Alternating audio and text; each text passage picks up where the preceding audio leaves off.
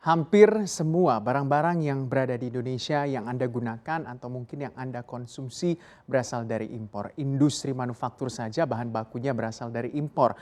Nah, ada wabah begitu atau mungkin sebuah tantangan yang sedang dihadapi Indonesia dalam hal ini penanganan pandemi COVID-19.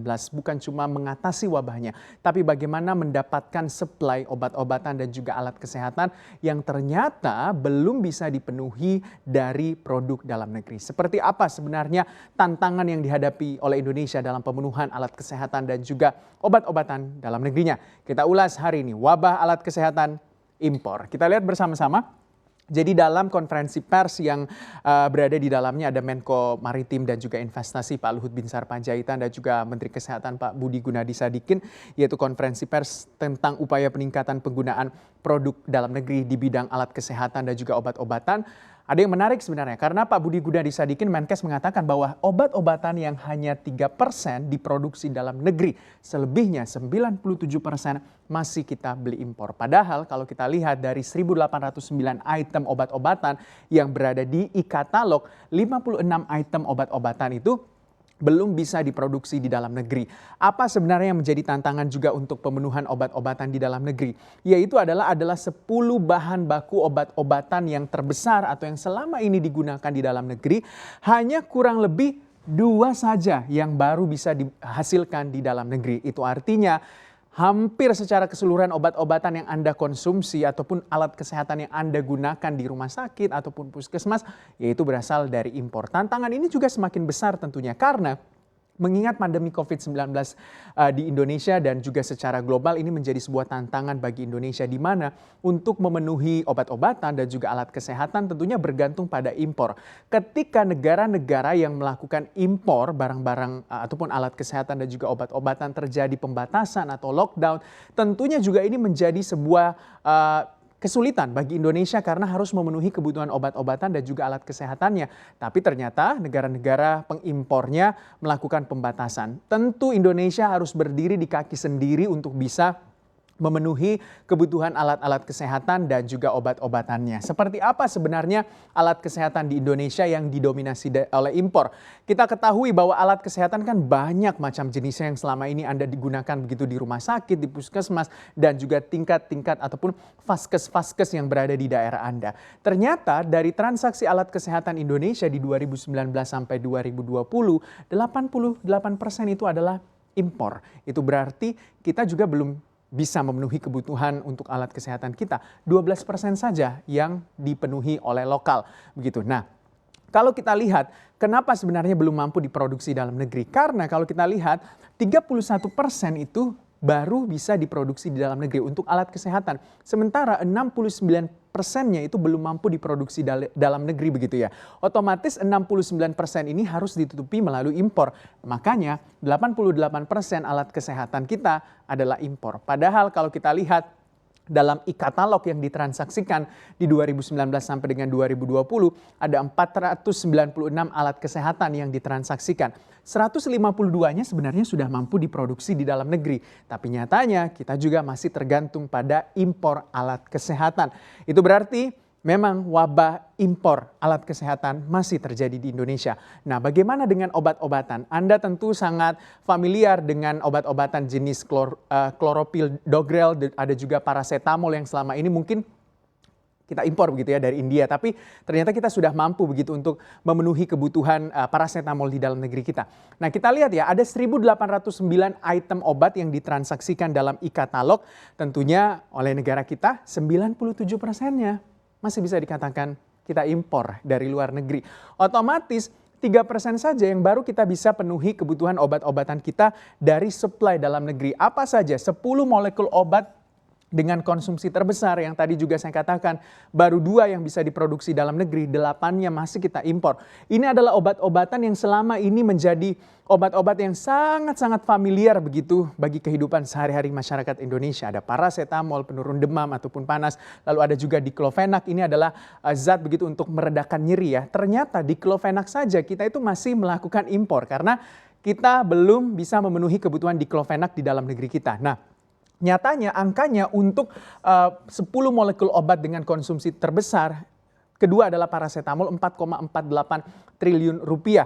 kita setiap tahunnya mengeluarkan uang untuk membeli paracetamol. Tapi untungnya untuk paracetamol kita sudah mampu memproduksinya di dalam negeri. Otomatis industri farmasi kita sudah bergerak untuk obat-obatan paracetamol. Tapi yang lainnya seperti misalnya cefixime, terus juga ada amlodipine, terus ada juga diclofenac, omeprazole, dan juga bisoprolol dan lansoprazole, ini semuanya masih dilakukan impor dari luar negeri. Padahal kebutuhan obat di dalam negeri itu sangat-sangat dibutuhkan dari Sabang sampai Merauke, Pulau Miangas dan juga Pulau Rote. Apalagi kita ketahui di masa pandemi COVID-19 ini tentunya jumlah kebutuhan obat-obatan, vitamin dan segala macamnya sangat dibutuhkan. Kalau kita masih tergantung dengan impor, otomatis kita betul-betul terbatas ruang geraknya untuk memenuhi kebutuhan obat-obatan dalam negeri. Kita lihat bagaimana belanja alat kesehatan dan juga obat-obatan di Indonesia. Dari pemaparan Menteri Kesehatan, Pak Budi Gunadisadikin mengatakan bahwa total biaya yang dikeluarkan oleh industri kesehatan setiap tahunnya adalah sekitar kurang lebih 460 triliun rupiah. Ada belanja rumah sakit dan juga FKTP. Ini rata-rata juga Pak Budi Gunadisadikin mengatakan bahwa memang untuk rumah sakit dan juga FKTP tentu akan melakukan distribusi belanjanya terhadap alat kesehatan dan juga obat-obatan. Walaupun kalau kita lihat untuk belanja alat kesehatan dan juga obat-obatan setiap tahunnya itu hanya 5% dari total 460 triliun rupiah. Artinya belanja obat-obatan dan juga alat kesehatan hanya di angka 24 triliun rupiah. Tapi Pak Budi Gunadisadikin mengatakan bahwa untuk rumah sakit dan juga FKTP begitu, ini pasti akan melakukan pembelian alat kesehatan dan juga obat-obatan. Otomatis di angka 272 triliun dan juga 101 triliun ini, itu ada menyelip anggaran untuk membeli atau belanja obat-obatan dari rumah sakit dan juga FKTP. Utamanya mungkin rumah sakit swasta yang juga pasti menganggarkan kurang lebih 60% dari belanjanya itu adalah untuk belanja alat kesehatan dan juga belanja obat-obatan. Untuk fasilitas kesehatan tingkat pertama atau FKTP ini juga seperti puskesmas dan segala macamnya pasti juga ada belanja atau anggaran belanja obat-obatan dan juga anggaran belanja alat kesehatannya.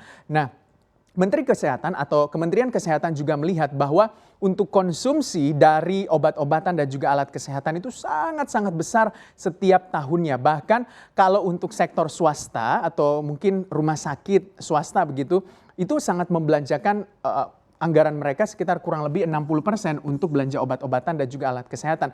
Sementara dari pemerintah itu paling besar untuk belanja kesehatannya itu di fasilitas jaminan sosial gitu atau BPJS Kesehatan sebenarnya. Kalau Anda lihat pembagian dari distribusi anggaran dari Kementerian Kesehatan. Nah, tentunya dengan bisa dikatakan masih cukup tingginya kebutuhan untuk alat-alat kesehatan dan juga obat-obat di dalam negeri kita yang belum mampu juga kita penuhi secara dari dalam negeri kita, walaupun anggaran pembelian obat-obatan dan juga alat kesehatan di angka 24 triliun rupiah, tapi tentunya pemerintah mendorong begitu agar tentunya industri farmasi, industri alat kesehatan itu bisa terus menggeliat dan juga bisa memenuhi kebutuhan dalam negeri kita. Pasalnya kalau kita masih terus impor, kapan kita bisa memenuhi kebutuhan dalam negeri kita? Kapan kita bisa berdiri di kaki sendiri terkait dengan alat-alat kesehatan dan juga obat-obatan? Jangka pendek, upaya yang dilakukan oleh pemerintah untuk meningkatkan penggunaan produk dalam negeri adalah implementasi regulasi penggunaan produk dalam negeri. Jadi kita tahu kan ada kampanye begitu atau campaign Bangga Buatan Indonesia. Nah, itu salah satu juga yang dilakukan dalam negeri ataupun dilakukan oleh pemerintah. Lalu dari sisi TKDN juga aturan perhitungan TKDN alat kesehatan perlu segera diterapkan. TKDN juga menjadi syarat utama dalam e-katalog. Lalu dalam jangka pendek juga pemerintah akan melakukan penguatan promosi alat kesehatan dalam negeri.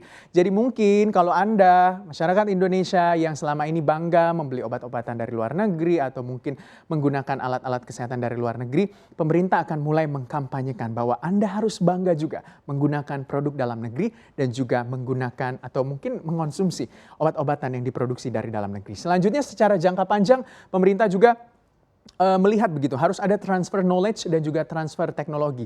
Ini juga masih menjadi tantangan bagi industri farmasi dan juga alat-alat kesehatan dalam negeri.